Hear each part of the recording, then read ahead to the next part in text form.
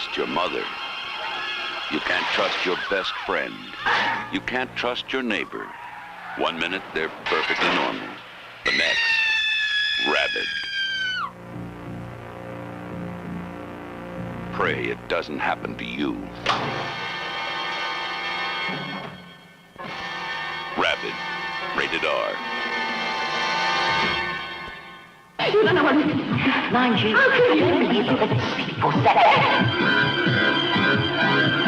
Corruption is not a woman's picture.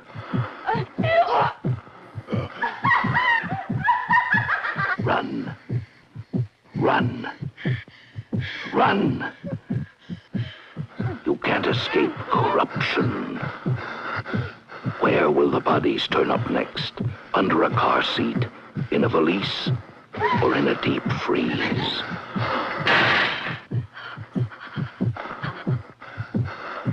Corruption is not a woman's picture. Therefore, no woman will be admitted alone to see this super shock film. Corruption. Suggested for mature audiences. How could you make a demand like that? Like you're not allowed to, go see it if you're female? I looked up that it was like British theaters were known for like women pictures that women would all go to together. And this was like their attempt to get women to go on dates and to bring guys so that they weren't going to movies alone. Always trying to control people. Right? It is not a woman's picture. So, ladies in the audience, we don't mean to. It's a women's picture. You'll enjoy it. The times are different. Just watch anyway. Yeah, times have changed. John says he's been requesting this. He requested it years ago. So, see, John, dreams really do come true. We did it for you. We have to save some of the good stuff for later, How about that Dracula's Castle? What's everybody think? Oh, I thought when you always say something. No, I was just going to say I like the fireplace. Yeah, the fireplace is awesome. How about that was shot in the same place as Bill told me, whatever became of Rosemary's Baby. Whatever became of it. Oh, what is it called? Brother, where therefore art thou, Rosemary's Baby's son. That one. Yeah. Yeah, that was the casino. Yeah. That Tina Louise ran after she answered a demonic phone call and became possessed or influenced or something by the witches' coven. As the blood of Dracula's toupee. Yeah. Like that. So the place was known for curses. Our movie tonight, Bill, is if you come into a room, I said to you guys, come into a room, there's 3 people shackled up, and you find 2 people in coffins. Get the fuck out. Make decisions. Don't make your decisions in the room. Make your decisions far away. Go get the cops, come back, or just forget about it. Also, you can't pull chains out of a wall with human strength. Like, they tried it. They were fucking around with it. It doesn't work. It's never worked. It won't work. Or just don't spend the night at the house of a stranger. Don't. Why would you do that? I don't know. Especially since they showed up there under those pretenses. They're like, well, you've leased this place for 60 years, but now we're going to tell you in your old age. I mean, they admitted they thought they were 90 years old, and they're like, well, now you're going to have to move. They were willing to dislodge these elderly people from their home. It was rude. They paid to be fair, the couple were always dressed for a party, so maybe they thought it was going to be a fun time. Yeah. They're just walking around in bras riding horses. What are you doing? That one girl's like, they took my blood. Cool. I'd be like, oh, well, hopefully someone can help you. I'm sorry this happened to you, but Yeah, nothing personal, but bye. Yeah, Steve Wilson hit the nail on the head. The gentrification of vampires. You're going to have to face that at some point when you're a vampire. You're going to have to move. Yeah. Because you can't stay in the same place. And you can't... I always think about that. Like, vampires eventually have to act like they're dead because they're like 100 years old. And they're like, you look exactly the same as when you were 25. Do you know what I mean? Like, so do you pretend you're your son eventually? Oh, there were so many screams in this movie, Lee Trina. Mm. The screaming. And I loved the part where John Carradine was like, "Oh, that's our toucan." Right. I like the scene where the hero girl was backing up from the room with the coffins and backed her bouffant hairdo right into a cobweb.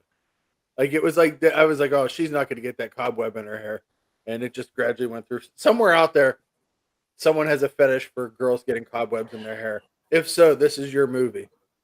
If you're the one out there, you're the. I'm sure there's more than one. I'm democratic about probably. these things. That's not the same glass of wine you've been nursing all night, is it, Dustin? No. This is number 3, I think. Mm. And Mike, yes, that's correct. If it was Werewolf Action, it was a TV version, which I at least forgot completely about until maybe 10 minutes before the end of the film.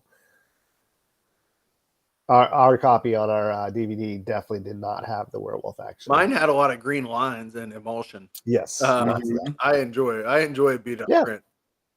It was beautiful, and I had never seen the Werewolf Action before. It was pretty good, I have to say. You know, it was cheesy werewolf makeup, but then most of it is, and it was very low budget. But there was an effective stock sequence. It reminded me of the stock sequence in. I think it was Chris Fasonic that mentioned this earlier, Bloodbath, aka Track of the Vampire. There's this great sequence in that movie where a vampire chases a victim just for maybe like 5 minutes straight. And of course he finally gets her at the end. But is that where he's chasing her down the street at night? And there's a big stone staircase that they run up and down. He's just relentless. They keep showing him he's still coming, and he gets her. Frank asked, why don't vampires wear pajamas? This feels like a setup for a joke. I'm not near the punchline. Yeah. Oh, Frank, why don't they wear pajamas? Please tell us. That sounds like a match game question. Mm-hmm. Dottie Dracula said, why don't I wear pajamas? Because blank. And then there it is. Yeah, John, I agree. That print was the best I've ever seen this movie. I think the first time I saw it, it was on one of those budget DVD things. I'm sure I have a couple crossovers with you guys, and I know that's the first place I saw it. Did not see the Werewolf Action. Did not look as good as tonight's print. For once, I'm pleased I linked to YouTube. You want some vampire jokes? Yeah. Bill? Yes. How many vampires does it take to change a light bulb? I don't know. None. Why would they need to change a light bulb? What do you call a vampire who goes to the beach? I don't know what. Ash.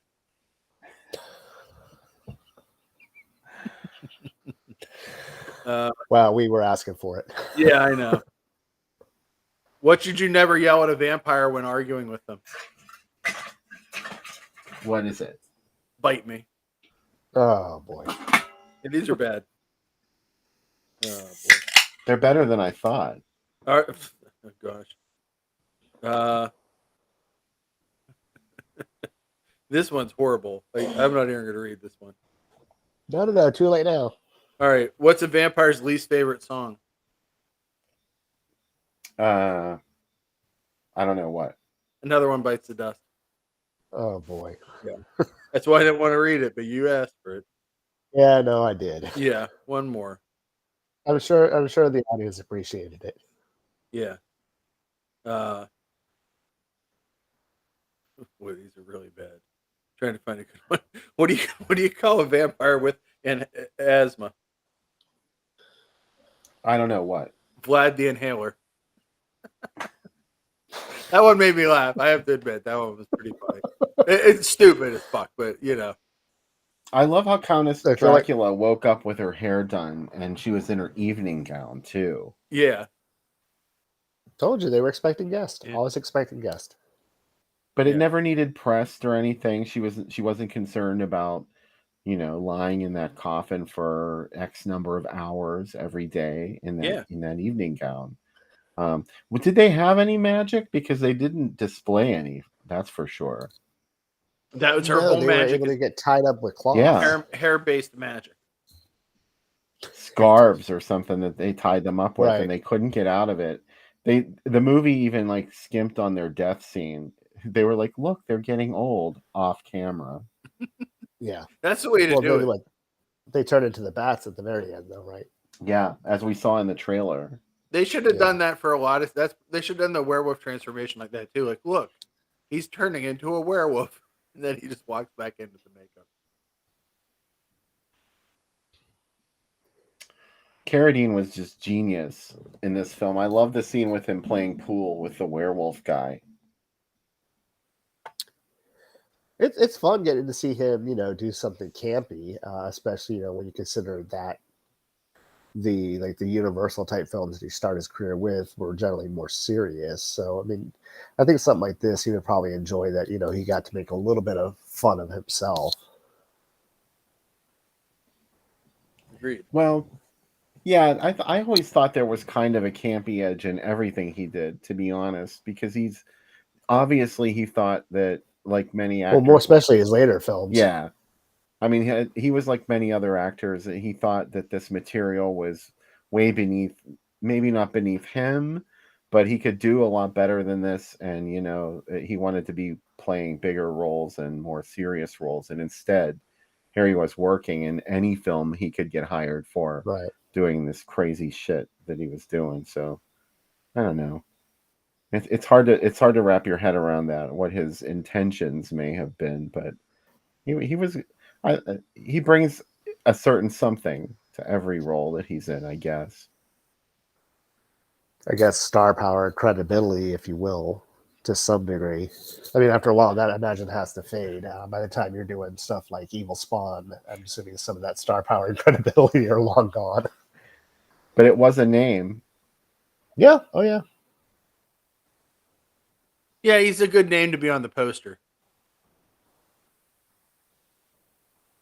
Well, I mean, you get people like us who, love his older films, or, well, maybe not all of us, but, know and love his older films. It's like, okay, well, I've enjoyed a lot of other stuff he's done. So, yeah, I'll go ahead and check it out just because he's in it. Which, I mean, speaking for myself, like I said earlier, there's plenty of movies I've watched just because he's in it. Yeah. I think I even said on the program not too long ago, though, he's my least favorite Count Dracula. I would probably agree with you. He's skinny Dracula. Yeah. Yeah. He's too skinny. You want a dirty vampire joke, Bill? No, it's too late to back out of it now, though, so you might as well tell it. If you don't want to hear it, I won't tell it. Of course you have to tell it. It's not about whether I want to hear it. What did the lesbian vampire say to the other lesbian vampire? What? Same time next month?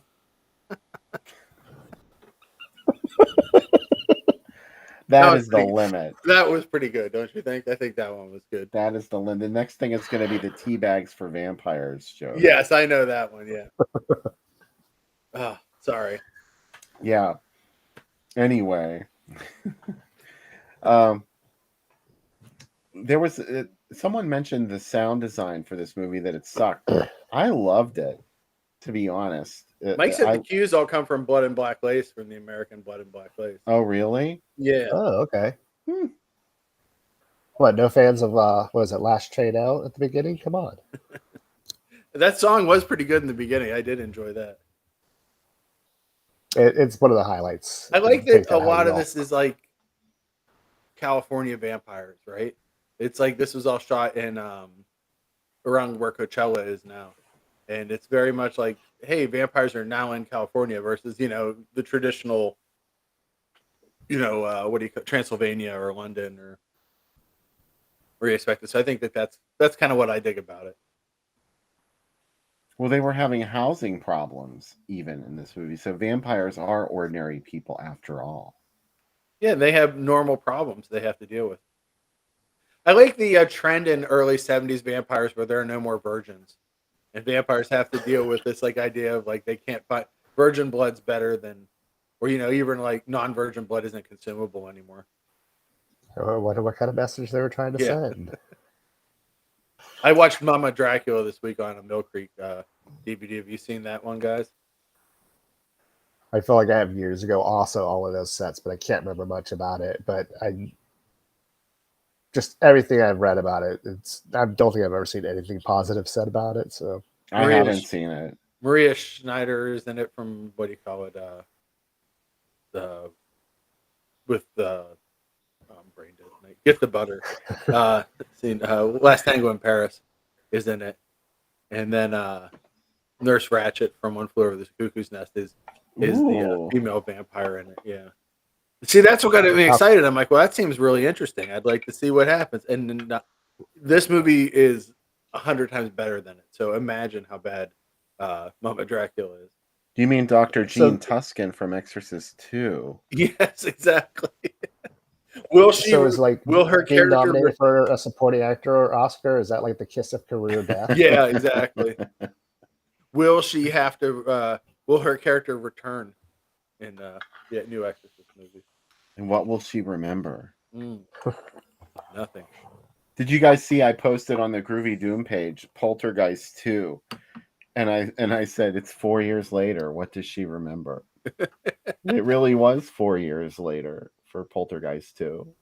Yeah. They should have done a crossover movie where Reagan came and tried to take care of her and teach her how to defeat the poltergeist. She did wonders for Dana Plato. Yeah. Not in real life, but in movie life, yes. Does that mean that Exorcist 2 had a curse just like Exorcist? Because, oh, look, Dana Plato was in it, and years later, look how she died. It was the curse. It was like 25 years. I like when curses are like, well, she died. Like, yeah, 25 years later, she died. That doesn't seem like a powerful curse. Any curse, any movie curse like that, like a movie employs a lot of people, especially something like The Exorcist, and that was a major production.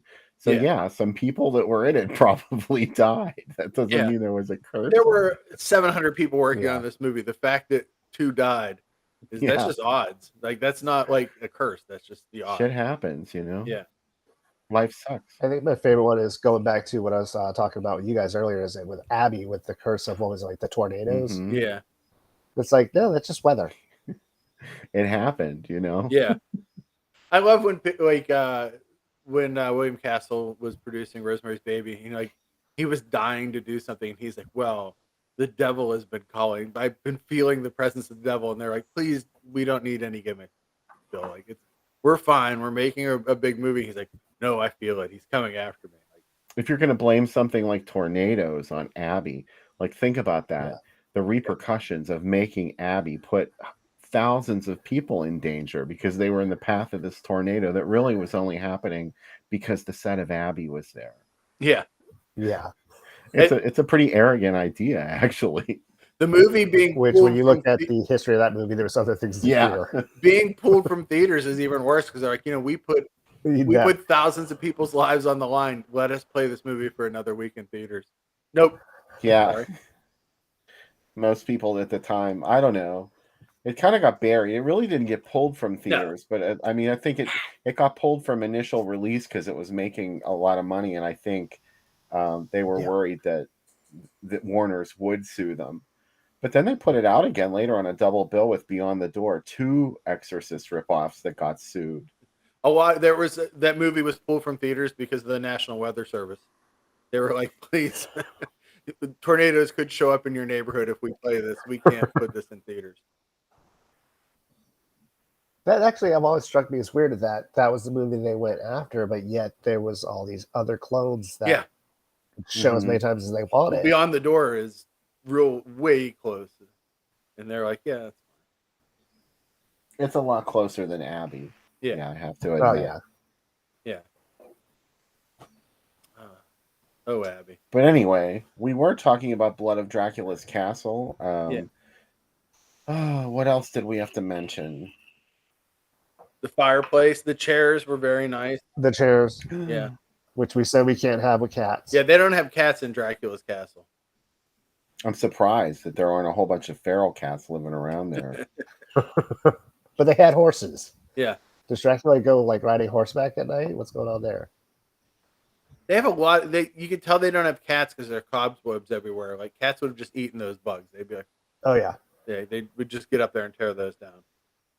And also, too, what's it say about the main actress's wrist when, all the other women needed 2 shackles, but they just stuck her in 1? Yeah.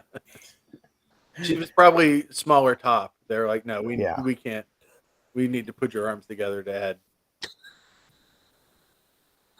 We need to give you some instant cleavage. Yeah. Horses of Dracula's Castle. I would go see that movie. There was a sequel plan for this. Dracula's Coffin, I think, was going to be the name of it. And it never happened. Why? Why Al Adamson? It's a great question. Maybe it's like, people want to see Dracula versus Frankenstein instead. To answer Mike's question, yes, if they find out Mango is in a movie, there's definitely women out there attracted to him. If you've been to any horror convention and seen how certain people act around there, yeah, there's always a groupie. It's not me if that's what you were insinuating, Mike Justice. Is Mango the father of Chris Kattan's Mango character that would appear 20-some years later? Mango was the modern day Egon. Yeah. Mango was going to just with better music. Mango was going to continue this worship of Luna, even though everybody else was dead. He was going to continue this sacrifice. He was going to carry on the tradition. I respect that. Where's he going to live, though? I don't know. Maybe get a job in the castle's still in good shape. He can just stay there. Yeah. Yeah, if he did manage to kill them, he could have just stayed there. Maybe new vampires would come, or the old ones would come back. I think Mike Justice and I are going to have to make a Mango movie. What happened to Mango?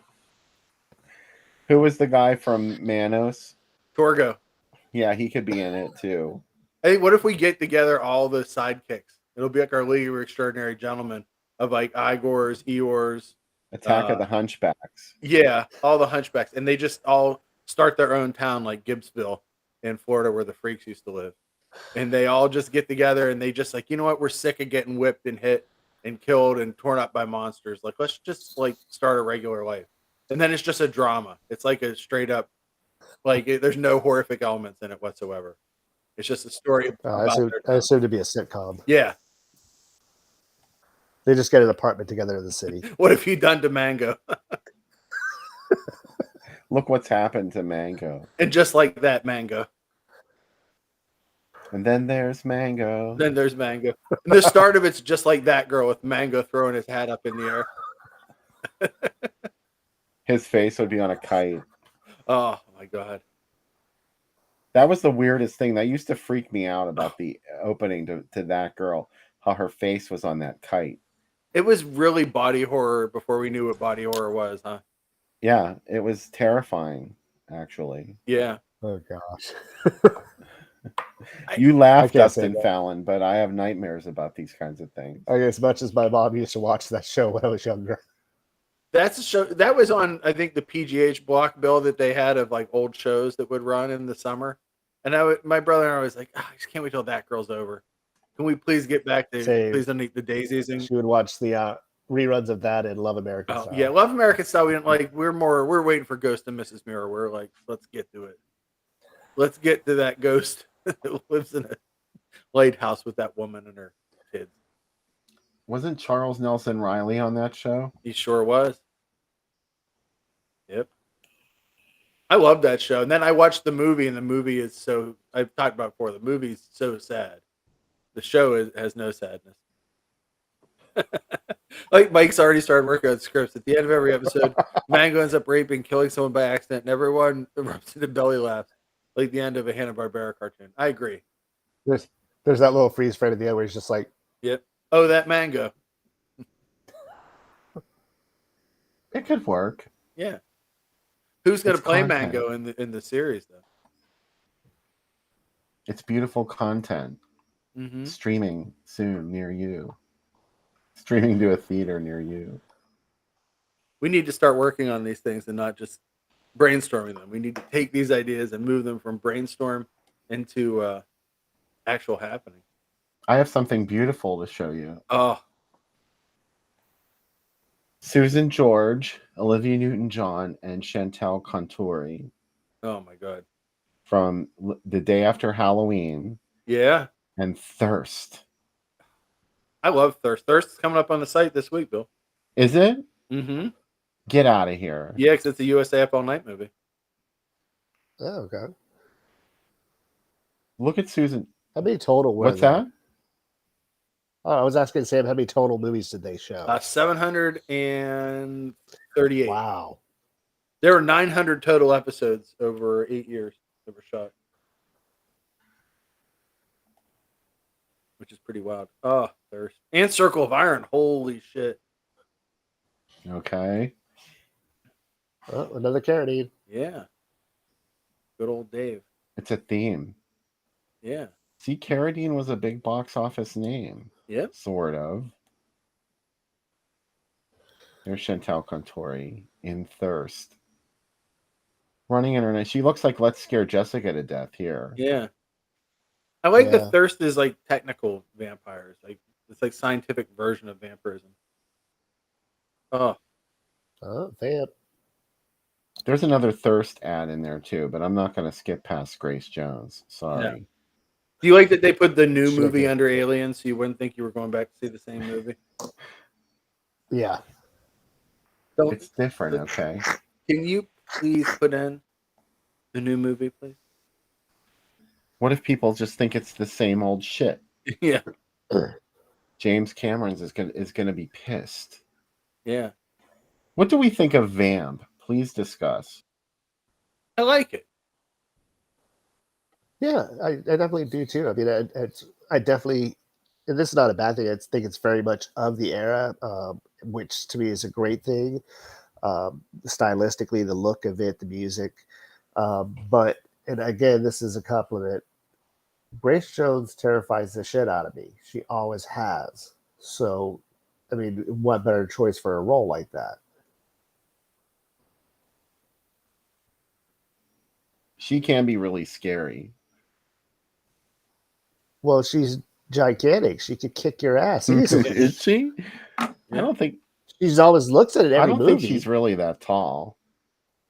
Well, they film her quite well then. Obviously, like from the ankles up. I love Grace Jones. I'm a huge fan. I always have it. I love her music. And I recently, she's touring, or at least she was up until a couple months ago. And I saw some clips of her performing. Somebody filmed her show from the audience. She's 75 years old. Yeah.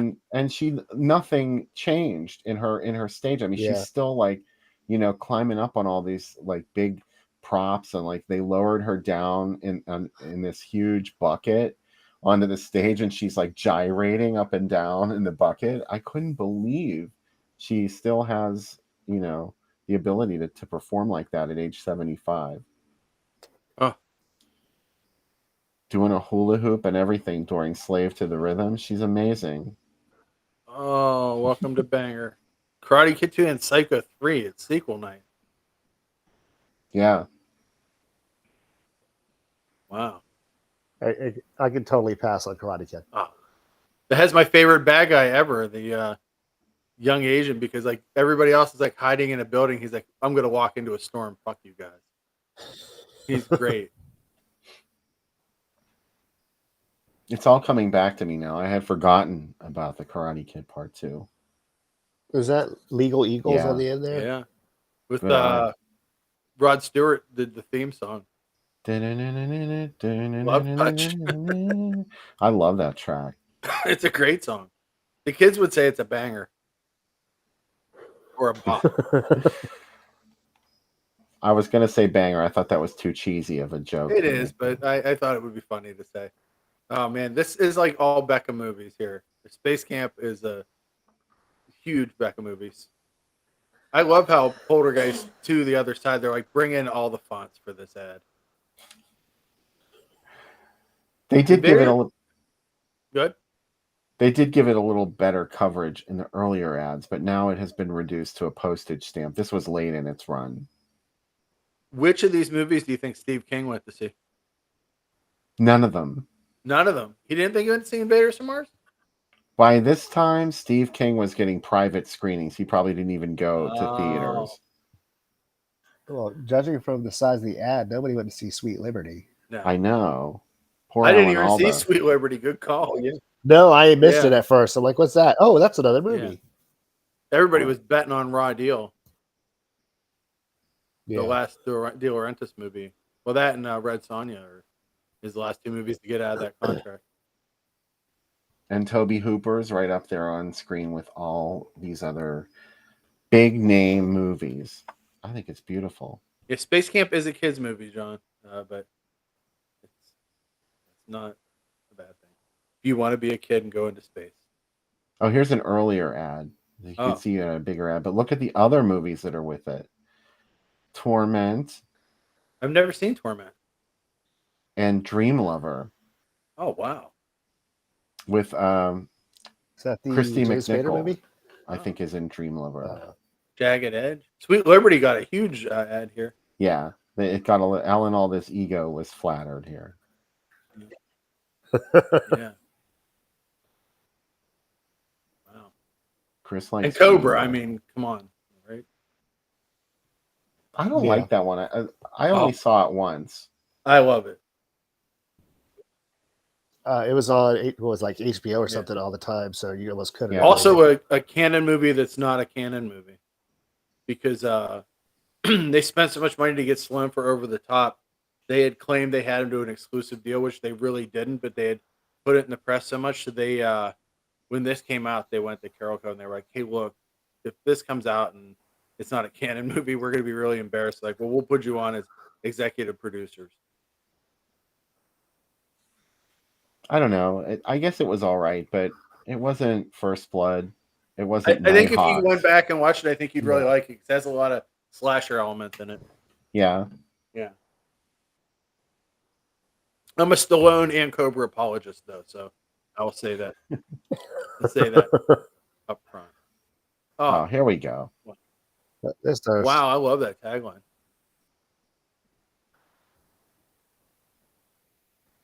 David Hemmings was in this. Sure is. He of Deep Red and Bird with the Crystal. He's in Bird with the Crystal Plumage too, right? Is he? I didn't think he was. Oh, I don't know. He's in what's the movie where there's the Harlequin, the Australian movie. He plays a senator in that movie, and the Harlequin has come to heal his son like Rasputin. That movie. Was it Harlequin? It has a different title too. I can't remember. I'm That's sure what it's called. Chris will tell us the Yeah, it was called like Dark Forces? Forces. Yeah. Dark Forces. Yeah, that's one of the first. Don't forget Henry Yeah. Silva there. But Thirst played a lot of theaters, Bill. Yeah, this was in New York, obviously, but But still, I mean, I didn't think it played that. That's pretty wild. this was 1981, and Thirst was a 79 movie. This came up in conversation. I forget whose Facebook I was on. I think it was Michael Campacharo. He posted about Thirst, and we got into a discussion about it because he had missed it on TV. And this was a WOR movie. They showed this on Fright Night all the time. Like they showed this every year beginning in 1982, right up until like 1989. They were still showing it. So I guess that's where I saw it. I may have caught it on HBO too. And I was like, oh, it's a vampire movie. And then I started watching. I'm like, oh, no, it's not a vampire movie at all. I do like that the second feature is so exciting that they don't tell you what it is. Yeah. Oh. You know, what movie I forget that David Hemmings is in is Barbarella. Oh, wow. Yeah. I didn't know that. Yeah. I mean, I should know that.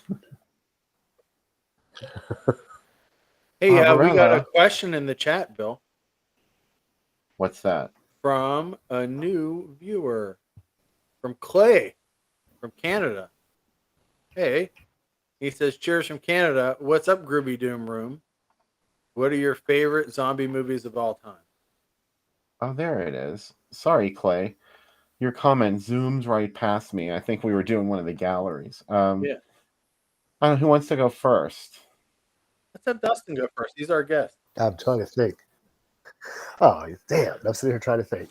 Well, I mean, and it's probably the easy, predictable answer, but for me, it's really kind of hard to top Night of the Living Dead. But if we want to try to get a little bit more lesser known, oh gosh, I like Dead Next Door a lot, especially for the budget on that film. Mhm. Some of the effects are just fantastic. And I'm actually trying to look behind me, see what jumps off the wall. But then again, too, if you want to get technical, I like some of what they call the older zombie films too, where it was not, The Living Dead, but more like the Mind Control People. Something like King of the Zombies is one I really, really like a lot. I watched, was it The Vampire's Ghost the other day, which definitely has a lot of that in it. I really enjoy the hell out of that one. Trying to think of what else though. Yeah, I mean, some of the ones look in the comments here. I am in the camp that I like Day of the Dead more than Dawn. Go ahead and yell at me. Obviously zombie. But I'm sure there's like a couple other like 80s type ones that I enjoy that I'm just at 2:00 in the morning. Bill, what do you think? Well, the zombie genre was one of my favorites. It still is. There's so many zombie movies are my all-time faves. Like Children Shouldn't Play with Dead Things. Mm-hmm. I love that movie. I really like White Zombie a lot. Even though I don't know, is that really a zombie movie as we've come to know it? I mean, there's like a zombie movie, and then there's a George Romero zombie movie. Right. Mm-hmm. So maybe that doesn't count. But also The Child. I know Nora loves it. Not. I really dig The Child. I will always love The Child. And of course, Dawn of the Dead was just you can't overstate the impact that Dawn had on me. Night also, because that was the first one that I saw that was Children Shouldn't Play with Dead Things was the first cannibalistic zombie movie that I ever saw, but obviously that came after Night. And when I saw Night, I thought it was like so much scarier in some ways than Children, because Children has this like creepy atmosphere to it. And, it's scary like that. But Night was terrifying, not really even because of the zombies, but because of this breakdown of society and how these people were trapped in a house and like who was going to come save them. Like that was the scarier part for me as a kid. And then like there were all these police and this like posse running around outside, and that was the scary shit to me as a kid. Totally agree. So that one had a great impact on me as well. I feel like I could go on forever. Would Nightlife count as a zombie movie? I like that one a lot. Nightlife with Scott Grimes and John Astin. I don't think I know that one. I want to say very early 90s. Oh, you lost me at the 90s. Yeah, gotcha. Yeah, possibly late 80s, but I want to say early 90s. But I kind of agree with you there. The 90s are probably my least favorite decade for horror films.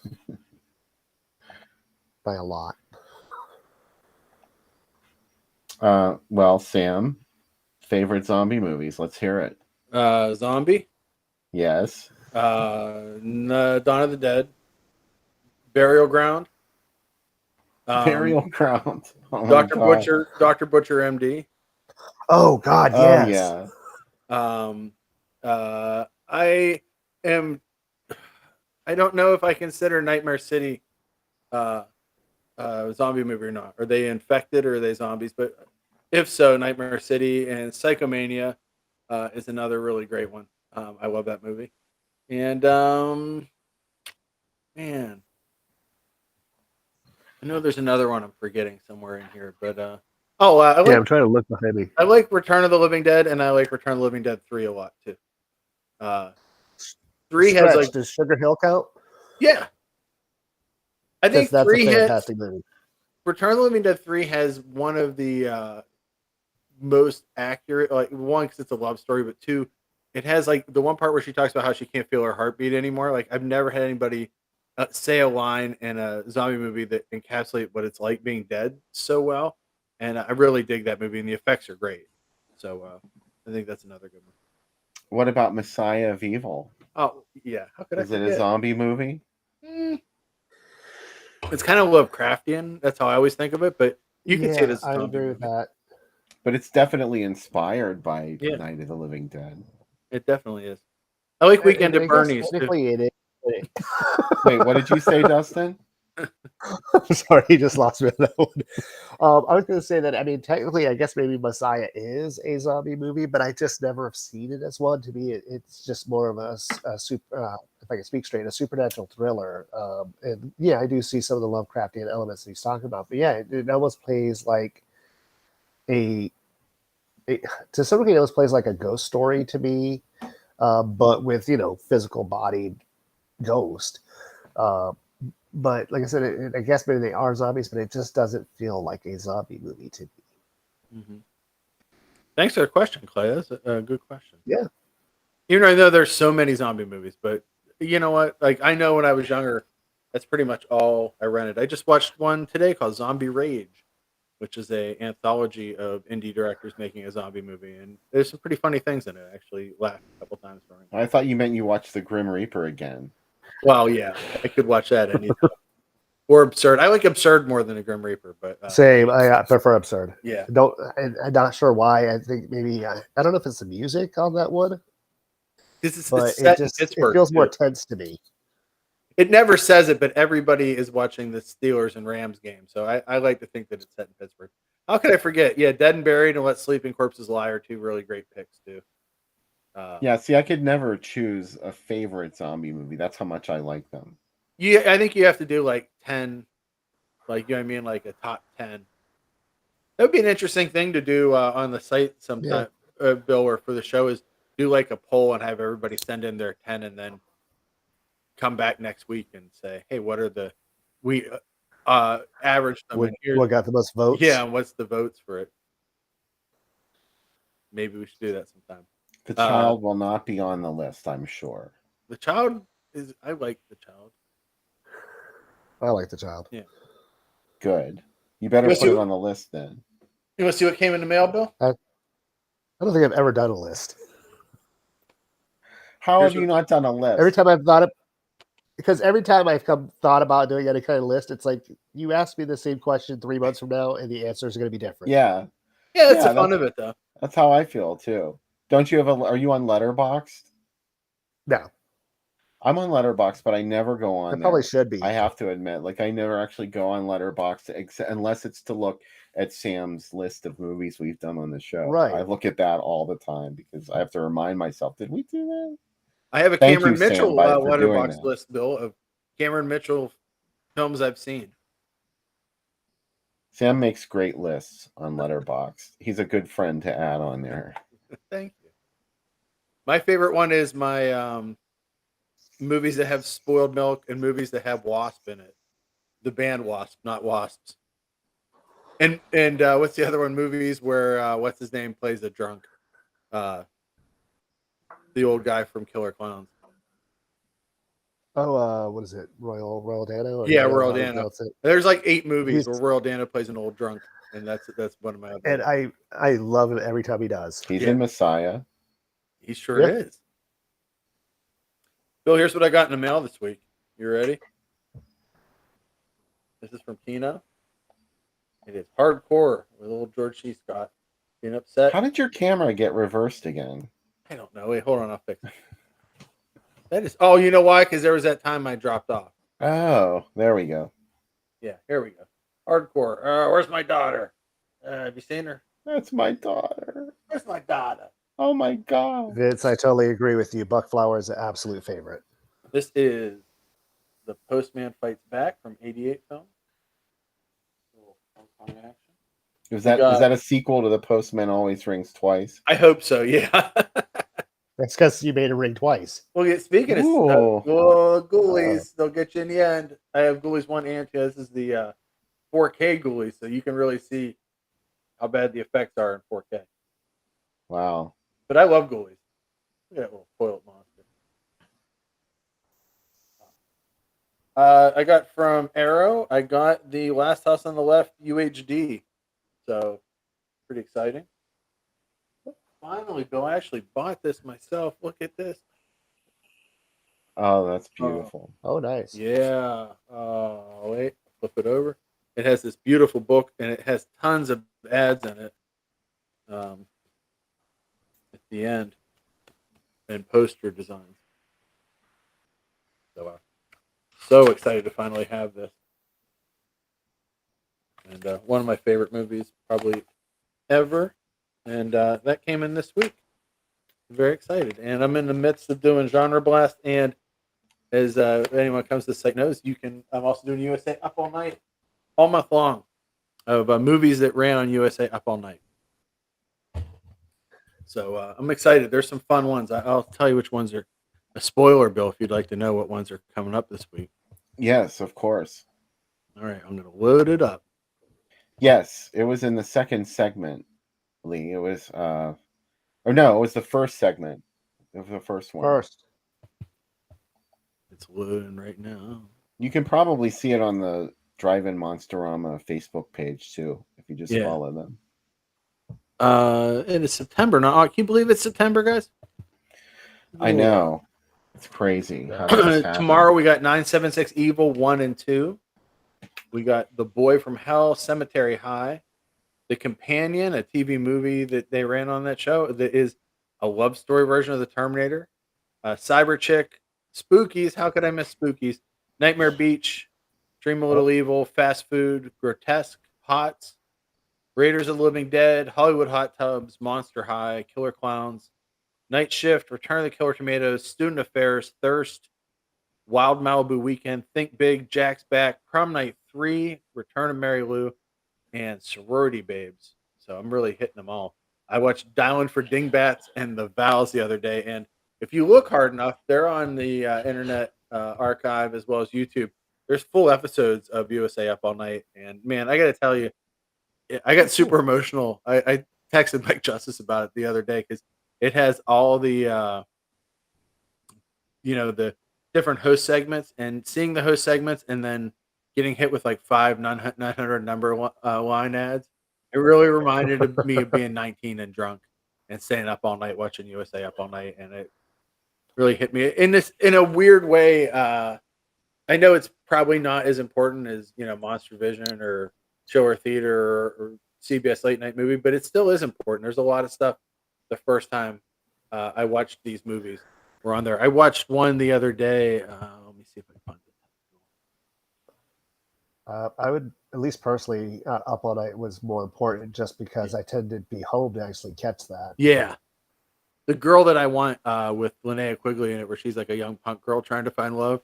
And I remember watching it as a kid, and I was just like, how can punk rock Linnea Quigley not find love? I know I'm 13. I'm right here. This is what is happening. You know what I mean? Like, I didn't understand it. Yeah. You know what Mike says? I wonder if there's anyone whose favorite zombie movie is the added scenes on the Night of the Living Dead Anniversary Edition. That is filmed literally 5 minutes from my mom's house. And the other one, the sequel that they made to it, is shot there too.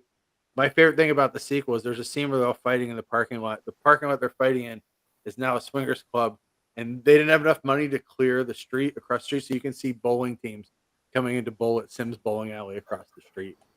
Which, hey, if you ever Becca did her tour, if you want to go on shitty tours of John Russo movies, I'm here to do it. If you come to Pittsburgh, if you want to go on a John Russo tour, we'll probably be able to find him. He'll sell you a coffee stained poster like he does to me every convention. He sold you a coffee stained poster? Yeah, he's like, I only have one midnight poster left, and it has coffee stains all over it. And I'm like, how much is it? He goes, $10. I'm like, you want to knock anything off? He's like, well, it's the only one. I'm like, okay, fine. I was thinking about the other day. I love that the Neon Brainiacs on their message board, that they have a whole page of just photoshops of John Russo sleeping at film conventions. There's like literally a whole page on their Discord. That's all it is. But you know what? I know Chris said he's a tool. I know he is, but I kind of really love him in a weird way. He's like the Bruno Mattei of Pittsburgh. You know what I mean? Does he have anything to do with the current Return of the Living Dead website where they just seem to be selling random items all the time? I don't know. Those guys are doing. There's action figures coming out too. They're doing a lot of merch to try to get people invested in it again. I don't know if he does or not. I'm sure he'll figure out a way to make money off it. He'll be at Monster Bash selling something from it. Since we were talking about it, I found this ad to put up on screen. You know what, Bill? This is an idea for you for a future issue. Like literally a whole page of More Terrifying Than Hitchcock ads, because it's something that shows up in so many ads, like talking shit on Hitchcock, the ad gallery. Move over, Hitchcock. Move over, Hitchcock. I like the ones that the fake line that he made up. They made about Argento. That one, like, frankly, this Italian boy scares me. That was used on some things, and like he never said that. Like, come on. There could be some other movie with a psycho, or maybe they were afraid someone would think they were talking about the psycho lover. Yeah. More terrifying than Carlo Ponti's Dr. Zhivago. So is there like one for like frogs or squirm or something like that that's more terrifying than Hitchcock's Birds? Mm-hmm. Yeah. I'm sure.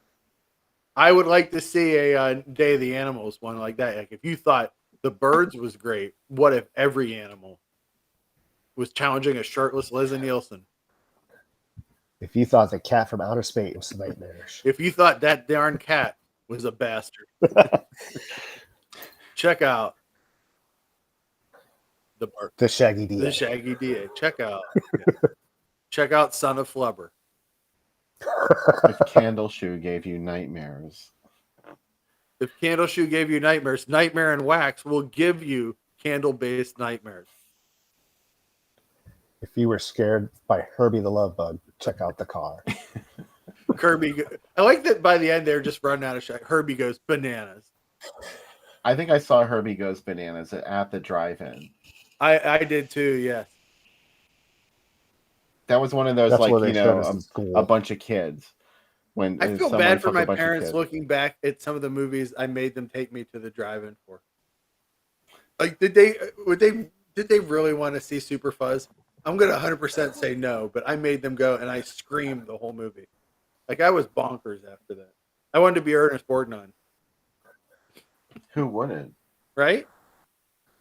I still want to be Ernest Borgnine. Superbug, I did make them take me to Superbug too.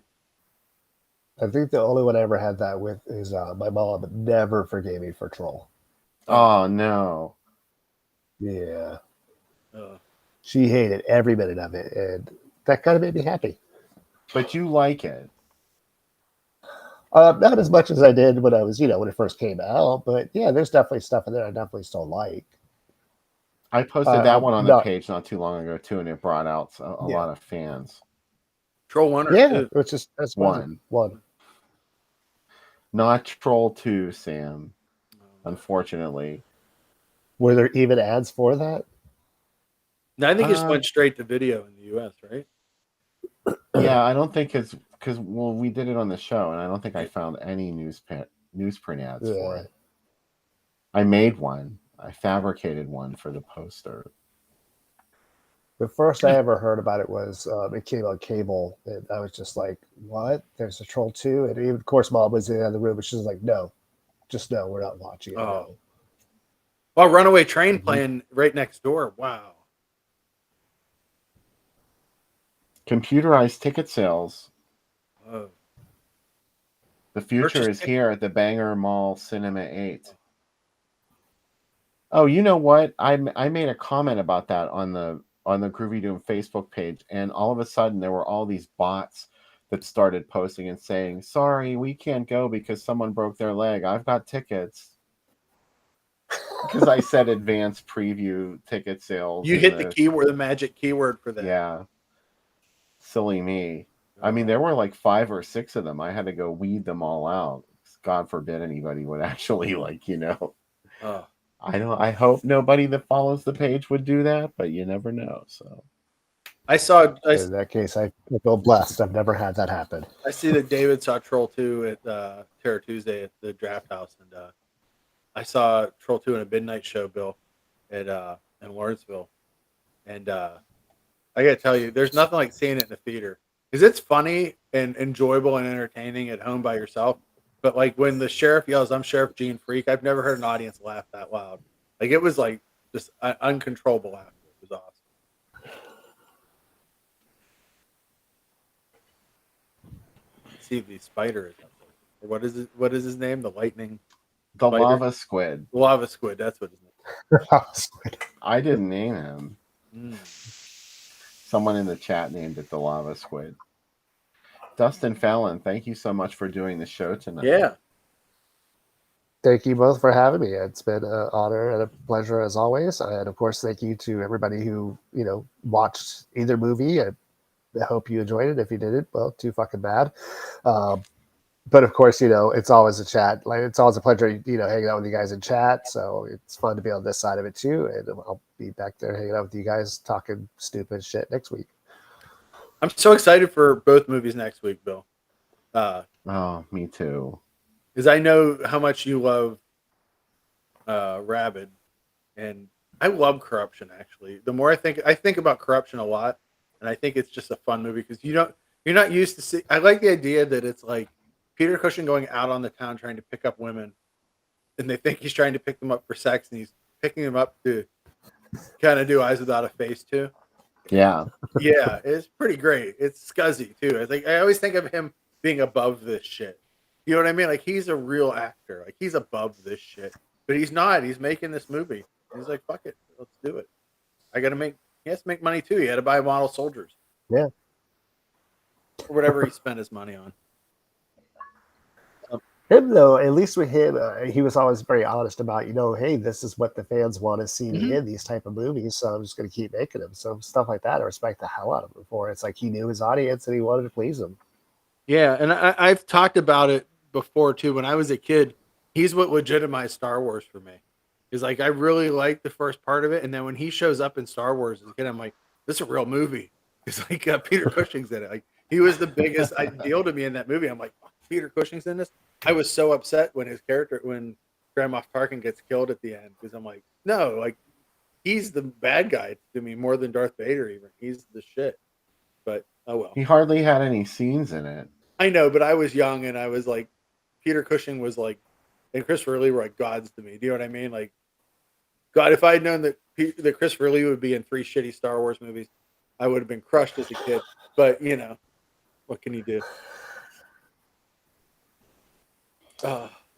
Well, thank you for suggesting these 2 fantastic films tonight also, Dustin. Well, you suggested the first one, I guess.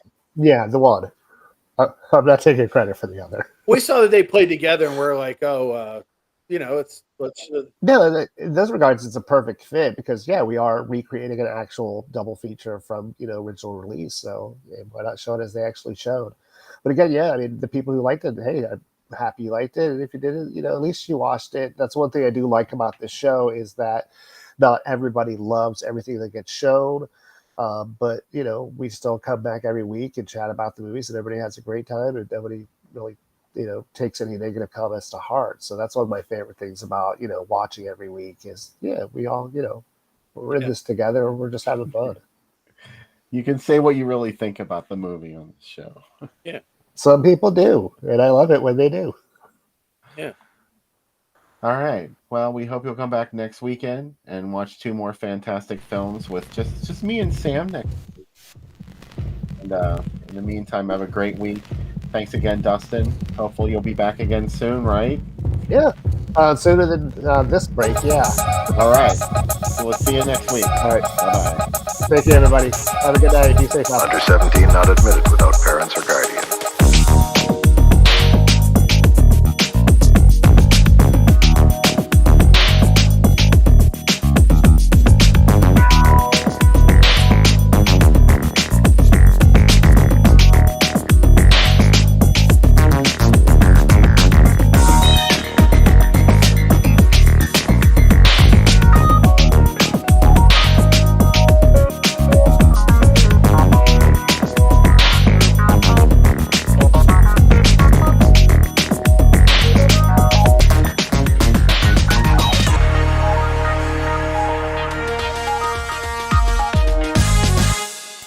17 not admitted without parents or guardian.